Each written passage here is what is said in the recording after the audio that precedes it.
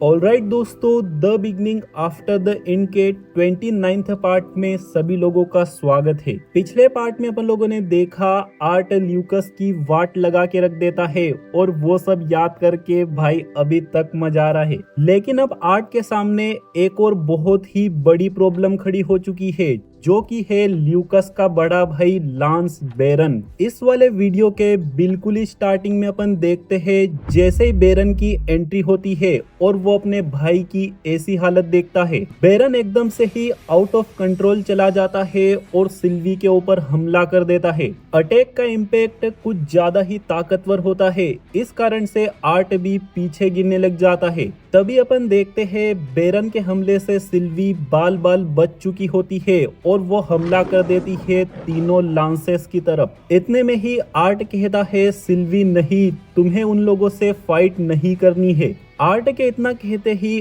अपन देखते हैं लांस वेरे आगे आ जाती है, जो कि अपने आइस मैजिक का इस्तेमाल करती है और सिल्वी को एक जगह पर अटका देती है। इतने में ये तीसरा लांस भी अपने मैजिक का इस्तेमाल करता है और यहाँ पर बहुत सारे लावा के सोल्जर्स बना लेता है। ये वाले सोल्जर्स फटाक से यहाँ के बच्चों को दूर कर देते हैं और इन कल्ट वाले बंदों के ऊपर काबू कर लेते हैं। इतने में ही बेरन आर्ट के पास चला जाता है और कहता है, जिसने मेरे भाई के साथ ऐसा घिनौना काम किया है उसके लिए तो मौत की सजा भी कम है। ऐसा कहते हुए बेरन आर्ट को जान से मारने के लिए तैयार हो जाता है, लेकिन इतने में ही यहाँ पर ये वाला लांस आता है और बेरन का हाथ पकड़ लेता है। इस वाले लांस का नाम होता है ऑल्फ्रेड, जो कि कहता है बेरन तुम ऐसा नहीं कर सकते। बेरन गुस्से में कहता है, इस लड़के ने मेरे भाई को मारने से पहले बहुत ज्यादा तड़पाया है और तुम कह रहे हो कि मैं इसके साथ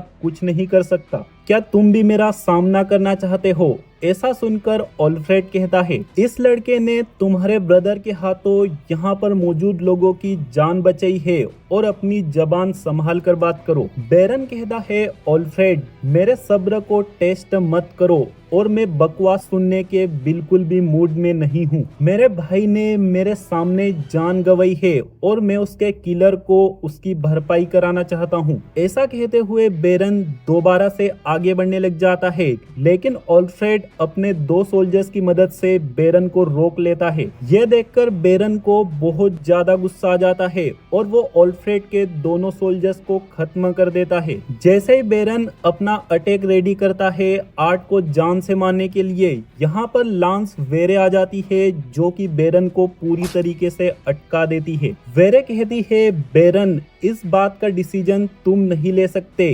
काउंसिल के ऊपर डिपेंड करता है कि वो इस बच्चे और ड्रैगन के साथ क्या करेगी। ऐसा सुनकर बेरन थोड़ा शांत हो जाता है। तभी थोड़ी देर बाद अपन देखते हैं सारे पेरेंट्स यहाँ पर पहुंच जाते हैं। कई सारे पेरेंट्स रो रहे होते हैं क्योंकि उनके बच्चों ने जान गंवा दी है। आर्ट का भी थोड़ा बहुत ट्रीटमेंट चल रहा होता है और ट्रीटमेंट होते ही यहाँ पर लांस वेरे आती है और वो आर्ट के हाथों में हथकड़ियां लगा देती है। साथ ही साथ आर्ट के मानाकोर को भी बांध देती है, जिससे कि आर्ट कुछ ना कर पाए। आर्ट कहता है, क्या ये चीज आप मेरे बॉन्ड के लिए भी कर सकती है? ऐसा करने से मेरी बॉन्ड ज्यादा कंफर्टेबल रहेगी। ऐसा सुनकर वेरे सरप्राइज हो जाती है कि ये ड्रैगन इस बच्चे के साथ बॉन्ड है और वो सिल्वी को छोड़ देती है। सिल्वी अभी भी काफी गुस्से में होती है। आर्ट कहता है, अपन इन लोगों से नहीं लड़ सकते क्योंकि ये लोग काफी ज्यादा ताकतवर है। सिल्वी अपने छोटे फॉर्म में आ जाती है और कहती है, पापा अब अपने साथ क्या होगा? आर्ट जवाब देता है कि ये तो मैं भी नहीं जानता। इसके बाद में जैसे ही वेरे आर्ट को यहाँ से ले जा रही होती है, कई सारे लोग आर्ट के बारे में ही बात कर रहे होते हैं कि इस बच्चे ने एक नोबल बच्चे को बहुत ही ज्यादा तड़पा कर जान से मार दिया और वो बच्चा वाइक्स फैमिली से था। इतने में ही यहाँ पर भागते हुए आर्ट की फैमिली भी आ जाती है। आर्ट वेरे से पूछता है, क्या मैं अपनी फैमिली से बात कर सकता हूँ? वेरे आर्ट को परमिशन दे देती है और ये देखते हुए बेरन को गुस्सा आ जाता है। तभी ऑल्फ्रेड बेरन को संभाल लेता है। ऑल्फ्रेड कहता है, उस बच्चे ने जो किया वो जरूरी था, इसीलिए जजमेंट के ऊपर अपने इमोशंस को हावी मत होने दो। आर्ट कहता है फिर से मैंने आपको चिंता में डाल दिया, लेकिन सिर्फ गलतफहमी की बात है, सब कुछ ठीक हो जाएगा। एलिस कहती है क्या कुछ नहीं है जो कि हम कर सकते हैं। आर्ट कहता है चिंता मत कीजिए, मैं ठीक रहूंगा। इतने में ही अपन देखते हैं वेरे के पास एक नोटिफिकेशन आता है जिसमें लिखा होता है काउंसिल का डिसीजन आर्ट को लेकर। काउंसिल ने डिसीजन लिया होता है कि आर्ट के मानाकोर को सील रखा जाएगा और उसका मैच का टाइटल कैंसिल कर दिया गया है और साथ ही साथ उसे बंदी बनाकर रखा जाएगा। ऐसा सुनते ही आर्ट की फैमिली को झटका लग जाता है। रे कहता है नहीं, जरूर से कोई न कोई गलती हो चुकी है। इतने में ही यहाँ पर कैथलीन आ जाती है जो कि चिल्लाकर कहती है तुम्हारी हिम्मत कैसे हुई ऐसे इंसान को सजा सुनाने की जिसने सही काम किया है। आर्थर की वजह से ही हम सभी लोग जिंदा है। अगर आर्थर नहीं होता तो तुम लांसेस के पास कुछ बचा ही नहीं होता बचाने के लिए। इतने में ही वेरे कहती है ये काउंसिल का डिसीजन है और बताती है कि किसने इसे अप्रूव किया है। अपन लोग देखते हैं इस नोटिस के ऊपर एल्फ किंग और क्वीन को छोड़कर बाकी चारों लोगों के सिग्नेचर होते हैं। यह देखने के बावजूद भी कैथलीन नहीं मान रही होती। तभी कर्टिस आता है और कहता है अगर दो किंगडम्स ने अप्रूव कर दिया है तो ऐसे में कुछ नहीं किया जा सकता। आर्ट अपने मन में कहता है इस नोटिस के अंदर ज्यादा वॉयलेंस के बारे में लिखा है, जो कि सुनने में ऐसा लग रहा है जैसे कि इस अटैक के पीछे मेरा ही हाथ है। आर्ट अपनी फैमिली से कहता है चिंता करने जैसी कोई बात नहीं है, सब कुछ ठीक हो जाएगा। लेकिन ऐसा सुनकर आर्ट की फैमिली और ज्यादा दुखी हो जाती है। एली भी ये समझ पा रही होती है कि आर्ट किस सिचुएशन में फंसा हुआ है। यह देखते हुए आर्ट अपने मन में कहता है काश मेरे पास थोड़ा और टाइम होता इसके साथ स्पेंड करने के लिए। आर्ट कहता है चिंता मत करो, डेफिनेटली कुछ टाइम के बाद मैं वापस लौट आऊंगा। रे कहता है सन भले ही कुछ भी हो जाए, लोग कुछ भी कहे, तुम्हारी फैमिली हमेशा तुम्हारे साथ है। भाई लिटरली जैसा कि तुम लोग देख पा रहे हो आर्ट ने उस ल्यूकस को मारा है जिस ल्यूकस ने कई सारे बेकसूर बच्चों की जान ली है, लेकिन इसके बावजूद भी बेचारे आर्ट को सजाएं सुनाई जा रही है। लिटरली दोस्तों यही फर्क होता है एक कॉमनर और एक नोबल के बीच में। इसी के साथ थोड़ी देर बाद में अपन देखते हैं तीनों लांसेस आपस में बात कर रहे होते हैं, जहां पर बेरन अभी भी काफी गुस्से में होता है। जैसे ही बेरन यहाँ से जा रहा होता है वो आर्ट को एकदम गुस्से में घूर के देखता है।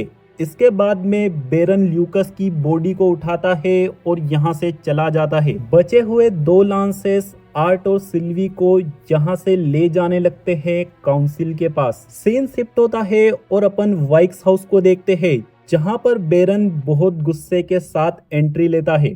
थोड़ी देर बाद ल्यूकस अपने फादर से मिलता है और उन्हें बताता है कि ल्यूकस और अकेडमी के साथ क्या क्या हुआ है। ऐसा सुनते ही बेरन के फादर का दिमाग खराब हो जाता है और वो चिल्लाकर कहते हैं वो लड़का वाइक्स फैमिली के ऊपर एक धब्बा था, उसके लिए मैंने क्या कुछ नहीं किया था।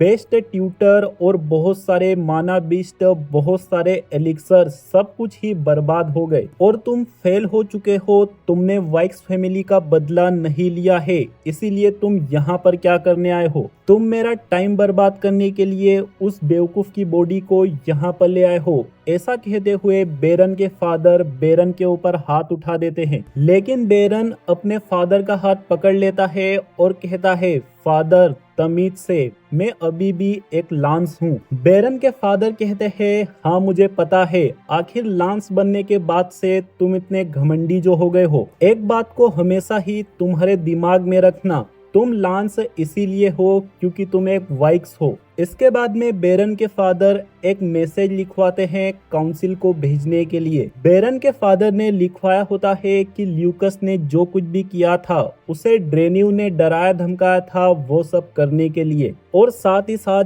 जिस बच्चे ने ल्यूकस वाइक्स को मारा है उसे सजाए मौत मिलनी चाहिए, यानी कि दोस्तों आर्ट को। जैसे ये लड़की यहाँ से चली जाती है मैसेज सेंड करने के लिए, बेरन पूछता है फादर अब अपन फ्यूनरल के लिए क्या करें। बेरन के फादर कहते हैं मुझे इसकी कोई चिंता नहीं है, किसी और से कह दो और अब जाओ यहाँ से। इतने में ही सीन शिफ्ट होता है और अपन आर्ट को देखते हैं जो कि कहता है क्या मैं पूछ सकता हूँ अपन लोग कितनी दूर है। ऑल्फ्रेड जवाब देता है बस अपन पहुंचने में है। और दोस्तों अपन देखते हैं जो ये ऑल्फ्रेड नाम का लांस है, ये बंदा एक अच्छा बंदा होता है जो कि आर्ट से बहुत अच्छे से बात करता है। इतने में ही ये तीनों लोग पहुंच जाते हैं काउंसिल के फ्लोटिंग कासल पे। इस वाले कासल की जो लोकेशन है ये जायरस सिटी से काफी दूर है। यहाँ पर पहुंचने के लिए उड़ के आना पड़ता है और बीस्ट ग्लेड को क्रॉस करना पड़ता है। वेरे कहती है कासल की एंट्रेंस के पास मैजिक का इस्तेमाल नहीं किया जा सकता,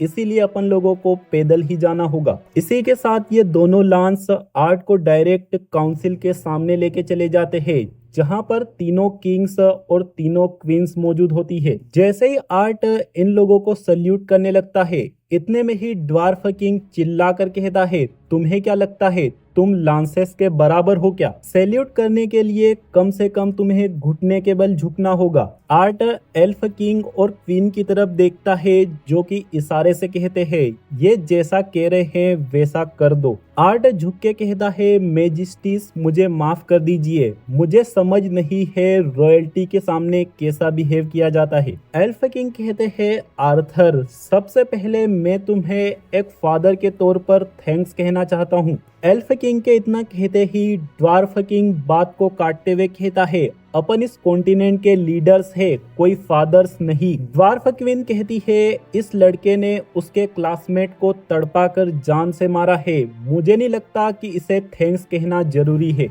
ह्यूमन क्वीन कहती है डोसिड मुझे लगता है कि आर्ट को थैंक्स कहना जरूरी है। ह्यूमन क्वीन के ऐसा कहते ही ये मोटा भैंसा चिल्लाकर ये गिनाने लग जाता है कि ल्यूकस कितनी बेरहमी के साथ मरा था। एल्फ किंग और क्वीन कहते हैं बस बहुत हो गया है, हमें इस बारे में अच्छे से पता है और हमें ये नहीं भूलना चाहिए कि आर्थर की वजह से कई सारे स्टूडेंट्स की जान बची है। मोटा भैंसा कहता है इससे ये बात जस्टिफाई नहीं होती कि इसने वाइक्स को कितनी बेरहमी के साथ जान से मार दिया। इस लड़के ने मौके का फायदा उठाया है इसके राइवल को किसी बदले के चलते जान से मारने के लिए। एल्फ किंग कहते हैं इस बात का कोई सबूत नहीं है कि आर्थर का इंटेंशन क्या था, लेकिन इस बात का जरूर से सबूत है कि इसने कई सारे बच्चों की जानें बचाई है। ड्वार्फ क्वीन कहती है इसीलिए मैं सजेस्ट करती हूँ इसे जान से नहीं मारना चाहिए, बल्कि मैच के तौर पर इसे लंगड़ा कर देना चाहिए। मोटा भैंसा कहता है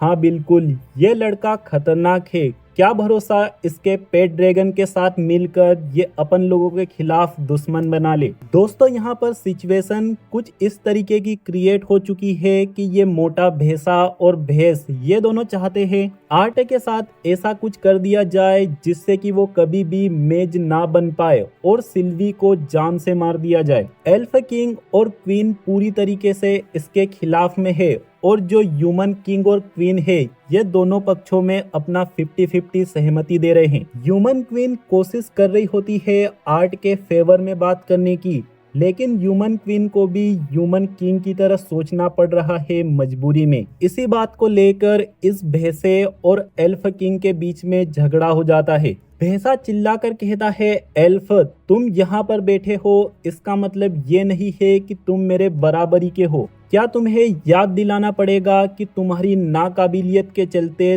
तुमने खुद का एक लांस खो दिया है। ह्यूमन क्वीन कहती है डोसिट तुम कुछ ज्यादा ही कह रहे हो। एल्फ क्वीन कहती है तुम्हारी हिम्मत कैसे हुई। इतने में आर्ट कहता है मेजिस्टीज क्या मैं कुछ कह सकता हूँ। भैंसा चिल्लाकर कहता है तुम्हें जब तक ना कहा जाए तब तक चुपचाप रहो। आर्ट कहता है मेजिस्टीज अगर मेरी बात नहीं सुनी जाएगी तो मेरा यहाँ पर खड़े रहने का कोई पॉइंट ही नहीं है। कम से कम मुझे इतना मौका दीजिए कि मैं बता सकूं कि वहाँ पर क्या हुआ था और क्यों हुआ था। भैंस कहती है ये लड़का सही कह रहा है।